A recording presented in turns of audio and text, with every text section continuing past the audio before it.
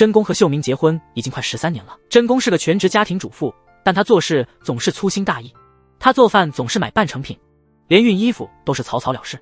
而丈夫秀明则是个完美主义者，他酷爱电影，他把自己的小角落打扫得干干净净。对于 DVD， 他总是买3份，1份观看，1份收藏，1份真爱。不过他只打理自己的私人空间，家里的其他杂事他一概不管。他总是抱怨真宫做得不够好，自己却不肯动手。他也有自己的苦衷，为了更高收入，他放弃了喜欢的电影行业，去当了房产销售，整天忍受着郁闷和压力。只有在看电影时，他才能得到片刻的宁静。夫妻俩都对对方有诸多不满，但他们还是摇摇晃晃地走过来了。他们的婚姻表面上看似和谐，实际上暗流涌动。得说，如果没有出轨事件，都对不起这剧情了。有一天，秀明在售楼处遇见了一位美丽的女士，她举止文雅，风韵独特，与家中的妻子简直是天壤之别。这段美妙的邂逅却被她的丈夫打断了。那家人的姓氏很有意思，叫做茄子田，我们就叫他们男茄子和女茄子好了。男茄子是个老师，正打算建造一座新房，他一回家就满脸不悦，叫自己妻子也不叫名字，只是喊喂。妻子在旁边卑微地伺候着，不了解情况的人可能会以为这是封建社会的残余。后来秀明因为建房子的事去拜访了茄子田家，女茄子在家里的处境真的很悲惨，她为全家做的饭菜做得非常精致，还不断被呼来喝去，感觉她几乎就差没资格坐上餐桌了。男茄子还问她能建新房全亏了谁，女茄子笑着回答，是的，全要感谢你。我的天啊，怎么什么事都能怪到妻子头上，这简直是什么荒唐至极的事，真想给这男的一巴掌。而真宫在同事的鼓励下决定重新找工作，毕竟他已经有10年没工作了。他突然回到职场感到很不适应，什么都做不好。回到家发现秀明像个大爷一样坐在沙发上，真宫气得不行，怎么就这么不懂事呢？秀明呢，处理老婆的怒火也是很有经验，误我发呆，不管你说啥我就左耳朵进右耳朵出。然后他就被男茄子一个电话叫走了。真宫在家里憋着一肚子火，气得自己一个人吞下了3份咖喱。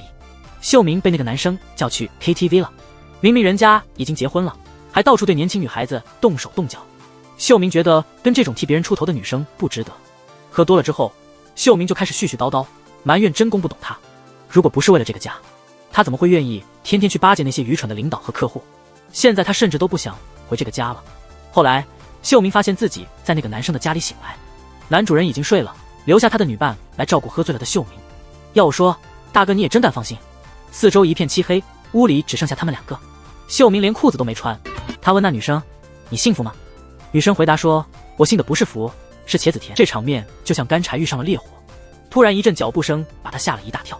秀明赶快提起裤子逃跑了，但他心里那点小火苗已经点燃了。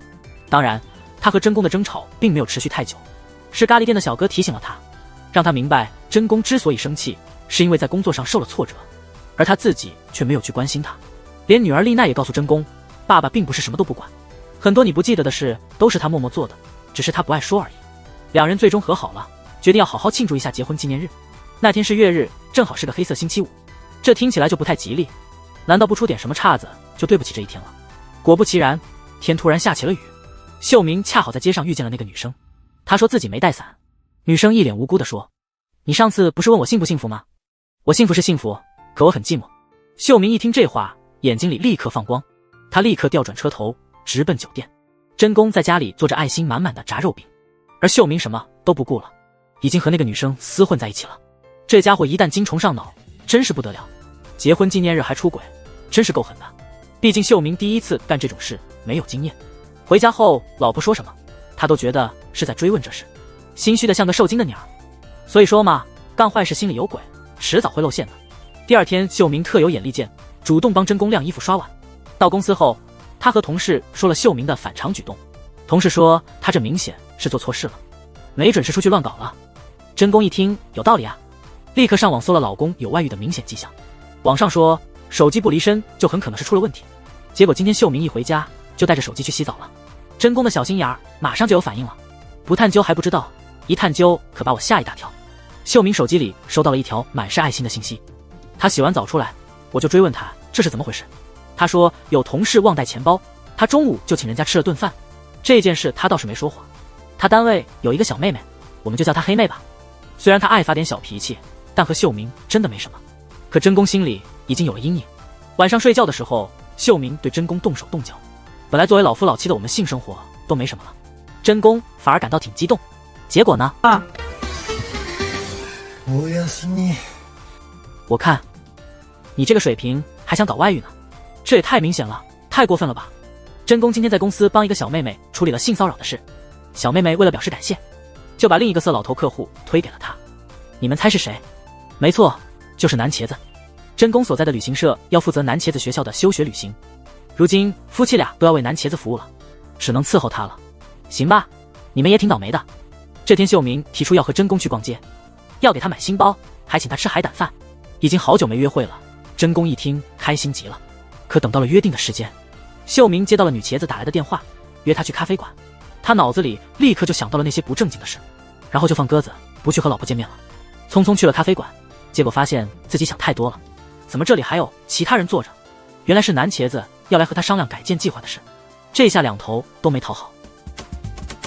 真宫被放鸽子气坏了。晚上他接到南茄子让他出去的电话，又是那个歌厅。我说你怎么这么爱在歌厅里叫人谈事呢？况且是大晚上的，白天上班的时候不能说吗？占用别人上下班的时间真是最让人讨厌了。南茄子一开口就说他的方案不可行，然后就开始人身攻击，说他那副臭脸老公肯定会嫌弃。接着他就开始了他的直男癌演讲，说女人的责任就是讨男人欢心，要笑脸迎人，还说女人的等级是1到2 B 3妾4季5妻，老公对老婆最提不起兴趣了。真宫本来就心情差，一听这话怒气冲天，不管你是客户还是谁，只要是蠢货就敢顶撞。喝多了以后是女茄子把他送回家的，女茄子因此知道了他家的门牌，还好真宫及时找到钥匙，要不然那对狗男女的事儿可就提前曝光了。秀明在书店偶遇了女茄子，他们除了结婚纪念日还没一起外面乱搞过。如果说男茄子有直男癌，那女茄子绝对是茶艺大师级别的。她眼泪汪汪地对他说，我不想破坏彼此的家庭，但愿你能在我们独处时把我当做我自己，而不是别人的老婆。天哪，这也太做作了，说不想破坏家庭呢，这分明就是在脸上写着快来追我啊！秀明这种笨男人就喜欢这一套，被他牢牢控制住了。真宫这边也找到了确凿证据，他检查家里的账单，信用卡记录清清楚楚地显示4月13日在镰仓海景酒店消费了48000日元。他和同事讨论后得出结论，抓奸不能草率行动，要有策略，不能慌张，要保持冷静，而且第一次偷情不能选太便宜的地方，否则没面子，后面肯定就降级消费了。果然那对狗男女下次就去了经济型酒店。出轨男总以为自己聪明，其实女人的眼睛是雪亮的。秀明开始和他聊起电影，还说要借《雨中曲》给他看。秀明在外头玩得开心，回家对老婆特别好，买新包给他，做家务事，还计划周末带全家去烧烤。他高兴地染了头发，边唱歌边洗澡。真宫全都看在眼里，白天跟别人聊《雨中曲》，晚上就唱片中的歌，他真是毫不避嫌。第二天真宫看到他收拾盘庄，他说是要借给黑妹看的。黑妹就是那个发了很多爱心的女孩，是真宫的头号怀疑对象。真宫心想，我老公的魅力有那么大吗？能这么大大方方提起可能的出轨对象？后来真宫在街上偶然遇到了匆忙的秀明，他打电话问他在干嘛，他说他在开会呢。算了，明明是在撒谎还装作真的，他那是急着去找女茄子。真宫也跟着他去了，他们俩正准备在树林里亲热，秀明突然看到了真宫，吓得他落荒而逃，从山上跑下来，衣服都破了，连鞋都不要了。虽然没追上人，真宫接到了男茄子的电话，这茄子到底想干嘛？说来这男茄子，我觉得他喜欢受罪。秀明醉酒时候说他是笨蛋客户，人家第二天就去签合同了。后来真宫喝醉了，他又来了，说你也不容易，我签合同吧。这到底是啥状况？他从对话中知道了真宫和秀明是夫妻，就想到你们夫妻关系有问题，我跟你们这么有缘分，不能不管。于是他就把真宫和秀明都叫到自己家去了。行吧，你自己头顶都绿了还操心别人，真是活不飒一个。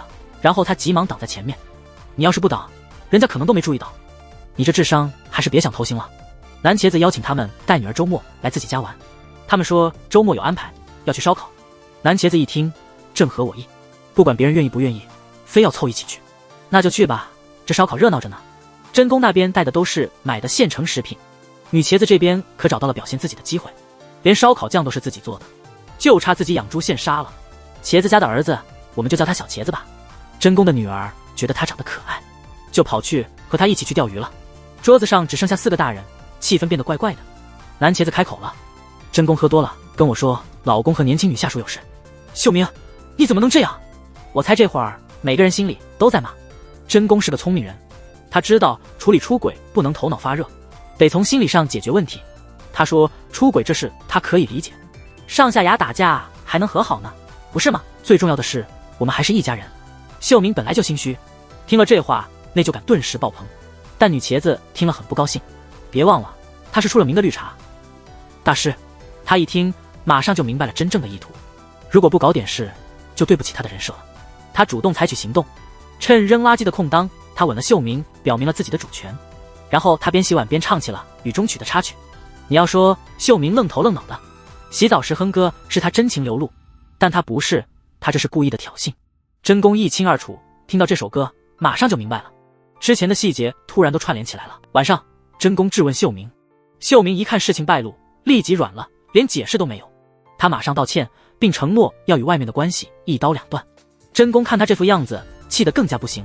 看看你那自以为是的样子，立刻给我滚，坐车滚，拎着行李滚。其实秀明并不算是极品渣男，他出轨就像小孩背着家长不做作业，就是想要叛逆一下。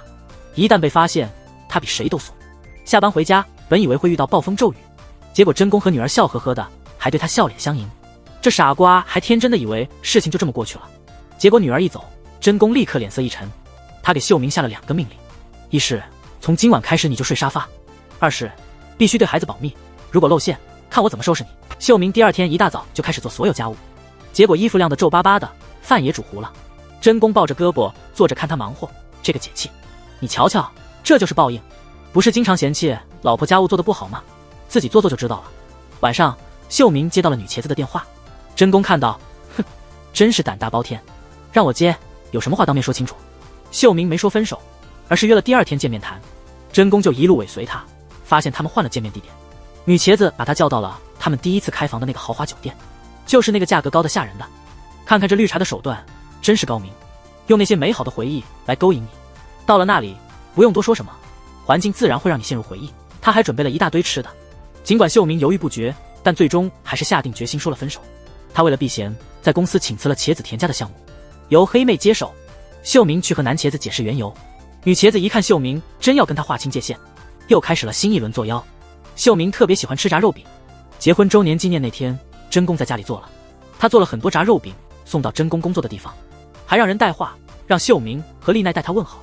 天啊，这明摆着是挑衅。真宫看了一眼，我这个火爆脾气，是不是给你脸你不要脸了？真宫去找他，发现那女的装病躺着。真宫质问他，没想到反被对方反驳。他说，你老公出轨全是因为你，你不懂他，从不笑脸迎人，不给他做6菜1汤，他太可怜了，你根本就不是一个合格的妻子。听听这话像人说的吗？你这比男人还要理直气壮。原来对老公3从4德是你自愿的，好吧，你就是现代女的标杆。下一步，娘道，没有你我不看，出轨的一方也有责任。这种荒谬的话彻底惹怒了真宫。注意，前面有精彩的高能场面，出轨的一方也有不对的原因，哪里有错啊？这个回答非常完美，建议认真学习并背下来。朋友们，如果你的伴侣出轨了，还试图说我出轨都是因为你的话来搞心理操控你，千万不要迁就他，他就是个彻头彻尾的傻瓜。真宫的话你就照搬照抄扔回他脸上就行了。我以前也是被戴绿帽的受害者，还经历过你不好所以我才出轨，这种无稽之谈，说实话当事人容易迷惑，如果是自己不一定能像真宫那样清醒。她从那女的家里跑出来，正巧被她老公撞见，她老公发现了一些端倪，居然拒绝了她对老婆的床事要求，她的午餐也从6菜1汤变成了1条鱼。秀明请辞之后，她的同事告诉她，你听谁说的秀明和女下属有一腿，我们公司就我一个女的，她能和谁搞？她翻看笔记，记起月日那女的晚回家，那天是他们第1次开房的日子。那女的解释说，她在附近超市坐了会儿，因为不舒服。她去超市一查，发现那女的撒了谎，发现秀明可能和他老婆有染后。他第1件事做了什么？他找到秀明的上司，还让真宫在场作证，要求把秀明调回来继续负责他家的项目。天哪，我就知道他不正常，真是有自虐倾向。你为什么要留着这种人在你眼皮底下？你是觉得被戴绿帽子还不够彻底吗？秀明当时是去茄子田家签合同的，突然茄子男提出了一个尖锐的问题，他问，你在4月13日都做了些什么？这问题问的秀明一脸懵，内心是满满的震惊。茄子女却波澜不惊，她回答说，那天是星期几来着？哦，星期五，我不太记得了，想起来再告诉你。看看人家这冷静撒谎的功夫都能拿高分，我觉得他就算犯了罪，被问话时也能跟警察玩心眼。秀明和真宫虽然决定不告诉孩子，继续过日子，可是女儿丽奈问出了关键问题：为什么最近家里的活都是爸爸在做？爸爸为啥睡沙发？是啊，孩子们都上初中了，他早就该察觉到了，毕竟他也不笨。为了孩子，真宫只好暂时不追究秀明的过去，但是一旦破碎的镜子很难复原，一旦有了裂痕的东西，无论如何修复都会留下痕迹。秀明提议周末去附近旅游放松一下，丽奈听了高兴地在朋友圈分享。记得之前烧烤时，丽奈和小茄子聊得挺欢吗？茄子女就通过她儿子知道了秀明家的旅游计划。真宫和秀明在神社许愿，转头一看就遇到了茄子夫妇。怕什么来什么，茄子女胆子真不小。秀明想要和她断绝关系，她却不同意，她非要出现在你面前，不在乎你会不会尴尬。她甚至故意订了和你同一家旅馆，让你无处可逃。泡澡时，茄子女还挑衅真宫，她夸张地描述他们的情事，就像是两个戏剧中的人物一样。茄子女的小心思打得挺好，只要你气走了，你老公不就属于我了？真宫明知道是他的计谋，但他的脾气控制不住。他和秀明和好本就是为了孩子，他的内心比想象中受伤的更重。第二天，茄子男遇到真宫，他说：看着我的眼睛告诉我，我老婆是不是和你老公有染？真宫没回答，但表情已经告诉了茄子男一切。他其实也只是在试探，之前没有具体实锤。知道了真相之后，他气冲冲地找到秀明。你以为他会动手吗？可是我早就跑了，还是打车走的。看来这事儿给他的打击不小。之后几天，茄子男消失了，不知去向，但他一点也没妨碍到茄子女搞鬼的步伐。他竟然开始盯上孩子了，去学校门口等着丽奈，还请她吃甜点。对丽奈来说，茄子女是她心仪的男孩子的妈妈，说不定将来还能成为她的婆婆呢。她对茄子女没一点警惕，反而特别高兴。这真宫和秀明看在眼里，你大人的事情牵扯孩子，不讲武德吧？秀明现在终于看清楚了，茄子女简直就是神经病。他对茄子女那一点点美好幻想，现在全变成恐惧。他们俩一个找茄子男，一个找茄子女，把事情弄明白。特别是秀明，他跪下来求茄子女，说我真的不爱你，请你离我家人远一点，特别是孩子，拜托了。他怎么理解的呢？他以为秀明爱他，他认为秀明是因为老婆的压力才这么说的。我发现了，这剧里最不靠谱的就是茄子女了。真是的，你是什么东西啊，非得让人爱你？然后他做了一件让我家都惊呆了的事，他一大早给茄子男留了分手信，然后跑到了秀明家。他像疯狗一样对丽奈说：我和你爸爸相爱着，你以后得叫我妈妈，记住了吗？我的天，这消息量太大了，丽奈直接傻了。准婆婆要变成后妈，有情人要变成兄妹，这谁能承受啊？这对夫妇只能把茄子女推到门外，结果一开门，茄子男就站在那里。这下好戏上演了，他们俩的争吵简直就像是锣鼓喧天，鞭炮齐鸣。家里的柜子倒了，东西也被砸坏了，最后以秀明从楼梯上摔下结束。秀明伤得不轻，丽奈受了刺激也不说话了。真宫一个人在家收拾残局，他看着之前旅游时一家三口的合照，心里仿佛有什么东西裂开了。茄子女被公婆送回老家了，但茄子男知道他实际上是无家可归，让儿子把他从酒店接回来。他咬牙说：只要你真心悔过，之后为家庭付出你的一生，我就当这次的事没发生。然后他趴在茄子女腿上哭泣。你是不是觉得他这样做不太符合他的性格？别急，他还有其他的故事，我们后面再说。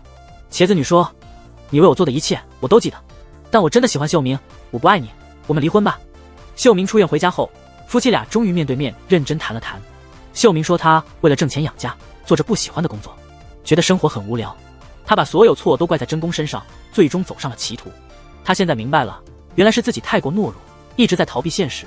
在他心中真正珍贵的只有真宫和丽奈，他渴望能和真宫重归于好，但为时已晚。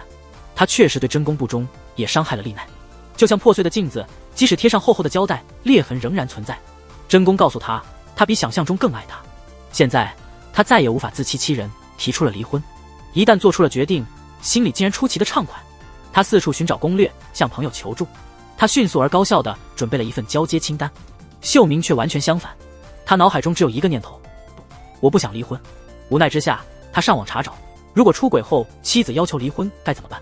结果发现网上的评论无一例外的都在谴责他，让他滚开。他买了蛋糕回家，希望能和好，但真宫根本不搭理他。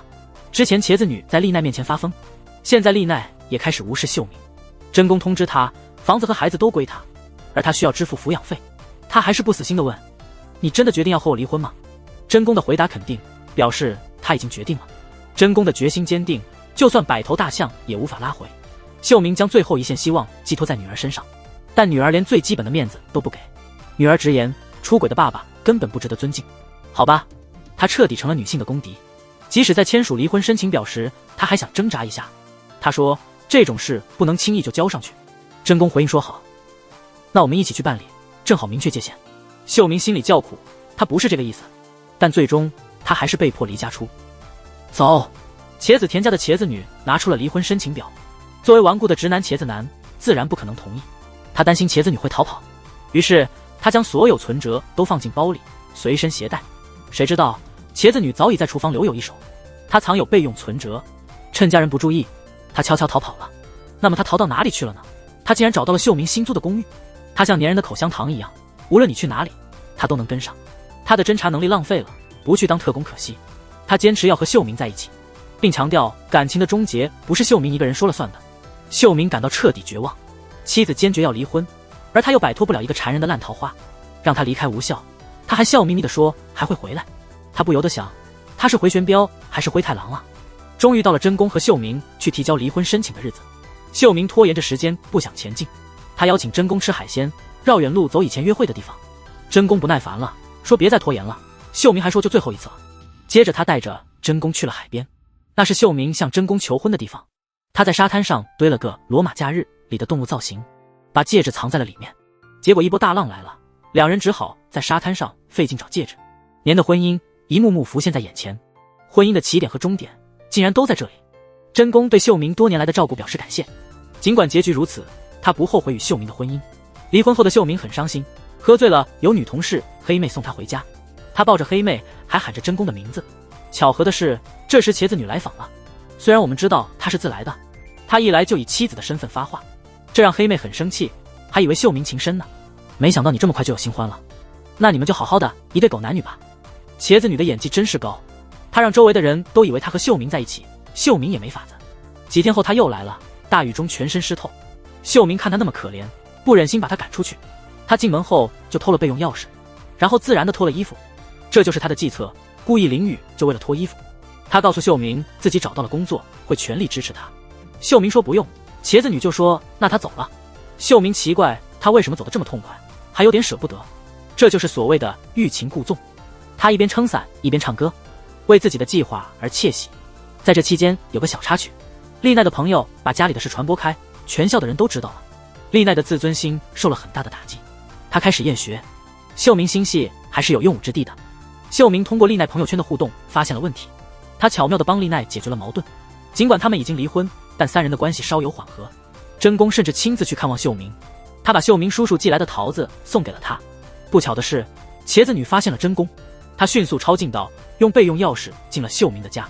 当真宫到达时，茄子女悠然从门内走出，表现得像个女主人，这让真宫很生气。感情接力棒是吧？祝你们幸福。秀明说不是的，然后他就给茄子女拖进了屋。讲道理，他怎么跟吃人的妖怪似的？让你招惹绿茶，现在吃不了兜着走了吧？茄子男这段日子一直跟着茄子女，他知道他工作的地方，也知道他的住处。他之前也不是没劝过他回家，可是那个女孩偏要独立生活，这下男孩也来了劲，心里想，非要看看你能撑多久。真宫和秀明常去的那家咖喱店要庆祝店庆了，秀明手里的海报被那女孩看到了，他就跟着去了。紧跟在他后面监视的男孩也跟着来了。好，这4个人坐一桌，有好戏看了。女孩准备充分，弄了很多吃的，毕竟带着食物去店里总有点不妥吧。不过她有备无患，她把秀明叔叔送的桃子做成了一堆慕斯蛋糕，当做礼物送给店主。面对真宫，他就2个字：挑衅，每次都管用。他轻描淡写地勾勒出他和秀明的未来计划。真宫脾气火爆，气得看着那女孩做作的样子直敲腿。真宫说，这人我玩腻了，你要就拿去，而且秀明他叔送的桃子直接冰镇了吃才是最棒的。你做慕斯干嘛？不就是显摆你会做？我看你就是慕斯，你们家都是慕斯。男孩接到电话了，是那女孩家里的母亲病危，他过来叫那女孩回去，不要脸的硬要秀明送她去医院。这人真是无耻到极点。到医院时，他没能赶上母亲最后一刻，来晚了。其他亲戚对他很冷淡，小孩子甚至都不认识他，加上他之前一直不跟娘家联系，看来他家庭有些故事。小男孩因为最近的变故和家里吵架跑出来了，他还记得和丽奈聊得不错，于是约她出来。他终于愿意放下心防，决定告诉丽奈他家的秘密。从那以后，这两个孩子就开始暗中计划什么。男孩一大早就拿着父母的合影离家出走了，丽奈也逃课了。真宫接到学校老师的电话，急坏了。他第一反应是那女孩又在搞鬼了，于是他直奔那女孩的工作餐馆堵人。那女孩讥讽的不想搭理他。丽奈发来消息，他和小男孩在一起，正在去立木的路上，而立木正是那女孩的家乡。今天是他母亲的葬礼，之前不是说了茄子女和他老家有过节吗？这下不能不管了，要出大事啊！于是这两家两两一组，分头前往了墓。真宫和茄子女这俩是相互看不对眼啊。茄子女趁真宫打电话的功夫，下车的地方前面没村子，后面没店铺。真宫急忙追了出去，结果把包落在车上了。别人耍我还行，就是不能让他耍。真宫气坏了，这乡下的公交车得等1个多小时才有下一辆，而且公交来了他也没法坐，因为钱都在包里。那女的看真宫没钱，就故意摇晃零钱包，让硬币哗哗作响，还买了瓶冰水在真宫面前晃来晃去。哎呀，太热了，喝冰水真是太舒服了，你也来一口吧。哦，你没钱。这时候又得感叹一下咱国移动支付的普及，看吧，要是在中国，你就不会受这份窝囊气了。真宫想要搭顺风车，但没人搭理他。那女的找到机会了，说哪有人看见你这副凶巴巴的样子还敢搭理你啊？看我来。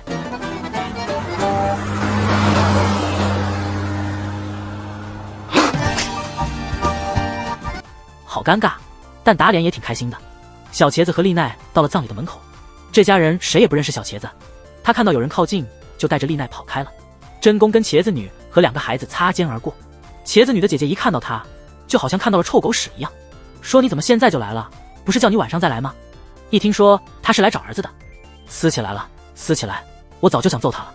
那你说为什么一提小茄子，大姐的反应这么激烈呢？别急，马上告诉你。小茄子不是把父母的合照拿走了吗？那张照片是他们结婚纪念日在家里拍的。茄子男根据这个线索，领着大家在照片中的地方找到了2个孩子。那么小茄子为什么要离家出走呢？原来他早就知道自己不是茄子男亲生的，是他奶奶阴阳怪气的告诉了他，所以他一直感觉自己是寄人篱下的孩子。最近他亲妈还像发疯似的出轨，他实在是接受不了这么多信息，脑子一片空白。他现在就想要亲妈给个说法，我到底是谁的孩子？我的家到底在哪里？这时茄子女把一切都说了，小茄子是茄子女和姐夫的孩子，怪不得刚才姐姐一听说他儿子就动手打他。他第一次见到姐夫就喜欢上了人家，结果在姐姐的婚礼前就和姐夫发生了关系，结果没多久就怀孕了。难怪你这么老练，原来是有前科呀。又见到了狗血剧情，随便乱来从不防护，结果一发就中标怀孕。你说这姐姐也是，茄子女本来就不是什么好货，你老公也一样，这种事发生了还能像没事人一样结婚，真是想不通。然后茄子女的父母知道了这事，急忙给他的孩子找对象，相亲找人接盘。接着他挑了个看着最朴实的土茄子男。说实话，茄子女球技真不错，带球过人。茄子男明明知道内情，而且完全没意见，因为他认为像茄子女这样的美女，要不是为了找个人接盘，根本不可能嫁给他。他还自感运气爆棚呢，不费吹灰之力就得了个儿子，乐得合不拢嘴。我去，看这情况，感觉这茄子男的形象真是矛盾，怎么想也搞不懂，一个大男人怎么还能接受被戴绿帽子？记得茄子女提离婚时，他不是还哭着抱人大腿吗？其实是因为他真的很爱茄子女，从结婚起就把她宝贝的跟个宝贝似的。说实话，我是没看出来，喜欢就应该好好对待对方啊。结果整天把人当仆人使唤，连名字都懒得叫，就喊喂。小茄子不是觉得自己爸妈都不爱他吗？茄子男在葬礼上当着所有亲戚的面说，让大家正式见见，这是我心爱的儿子。小茄子看着他的继父，感觉他的身影变得高大了。茄子男见茄子女始终回心转意，决定放手。他把离婚申请签好后交给了茄子女。茄子女看到离婚纸，脸上的表情也变得复杂了。茄子男向真宫倾诉苦水，他们之前私下有过几次交流。真宫生日那天，偶然间是茄子男陪他一起度过的。其实这茄子男虽然有点大男子主义，但他也没做什么伤天害理的坏事。现在真宫做出了一个决定，其实他并不是真想玩什么换妻游戏，他看出了其实茄子女他是想用激将法让他们复合。之前茄子女不是少挑衅过他，现在他是用对方的方法还击。在 battle 上，他终于压了一回茄子女，爽歪歪。行，这种损人不利己的绝招你怎么想出来的呀？真不愧是你，真宫。不过要让茄子女承认错误，可没那么简单。他还是跟秀明开始了新生活。秀明看真宫那一出好戏，心都凉了。他也就顺其自然，不再挣扎了。不过他现在对茄子女已经没感情了，就算躺在一起，他也提不起劲，挺尴尬的。茄子女也知道他们只是在假戏真做，但他怎么可能主动向真宫低头？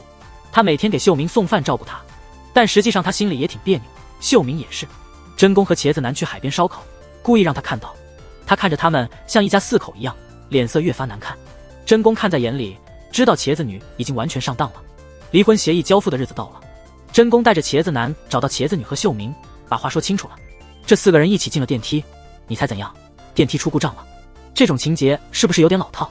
密闭的电梯里还有危险在，这自然是个考验真心的好时机。这几个人边争辩边聊天呢。总的来说，还是老地方的草最香。秀明向真宫表达了他的后悔，茄子男也表示愿意改变，真心想给茄子女一个舒心的家。真宫知道他和秀明无法复合了，但茄子夫妇终于和好如初，这出戏终于要落幕了。真宫已经不再爱秀明，复合是不可能的，单身生活多么快乐。他决定和他保持朋友关系，共同见证丽奈的成长。丽奈也真能干，已经和小茄子成了一对。真宫和秀明看着他们，满脸都是幸福的笑容，像极了粉丝追星的模样。